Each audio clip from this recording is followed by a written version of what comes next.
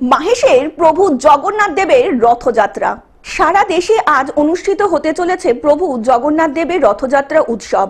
সেই সাথে মাহেশের ঐতিহাসিক 629 বছরের সুপ্রাচীন প্রভু জগন্নাথ দেবের রথযাত্রা উপলক্ষে সকাল থেকেই হাজার হাজার ভক্তদের ঢল নেমেছে মাহেশের মন্দির চত্বরে।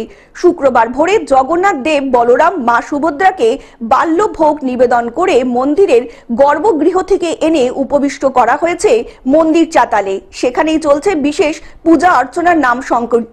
ভক্তরা প্রভু জগন্নাথ দেবের কাছে প্রার্থনা করছেন তাদের পরিবারের সুখ সমৃদ্ধির জন্য। এই রথযাত্রা উপলক্ষে দূর দূরান্তে মানুষজন এসে উপস্থিত রয়েছেন মন্দির চত্বরে। রথযাত্রা উপলক্ষে বসেছে মেলা। এই মেলা চলবে আগামী 1 মাস পর্যন্ত। শুক্রবার ভক্তরা দুপুর 2টো পর্যন্ত ঠাকুর দর্শন করতে পারবেন এবং তারপরেই রথে উপবিষ্ট হবেন প্রভু জগন্নাথ দেব, বলরাম এবং সুভদ্রা, এবং তারপরেই ঠাকুর পাড়ি দেবেন মাসির বাড়ির উদ্দেশ্যে।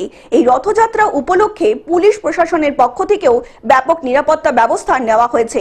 চারিদিকে বসানো হয়েছে সিসিটিভি এবং ওয়াচ টাওয়ার, যাতে কোনো রকমের কোনো অপ্রীতিকর ঘটনা না ঘটে। সব মিলিয়ে ভারতবর্ষের বৃহত্তম দ্বিতীয় রথযাত্রার জন্য প্রস্তুত সকলে। আমরা জগন্নাথ ধামে এসেছি। এই জগন্নাথ প্রভুর রথযাত্রা 629 বছর পুরীর পরেই আমরা মহেশের রথ জানি, এবং জগন্নাথের কাছে একটাই প্রার্থনা করি, এই যে এই চারদিকে যেরকম হুলস্থুল বেঁধে গেছে, এরকম সময়ের মধ্যে ঠাকুরের কাছে একটাই প্রার্থনা করি সবাই যেন সুখে শান্তিতে থাকে, এরকম ঝড়ঝাপটাগুলো যেন আমরা পেরিয়ে উঠতে পারি। হুগলি থেকে কৌশিক ঘোষের রিপোর্ট, গ্লোব নিউজ।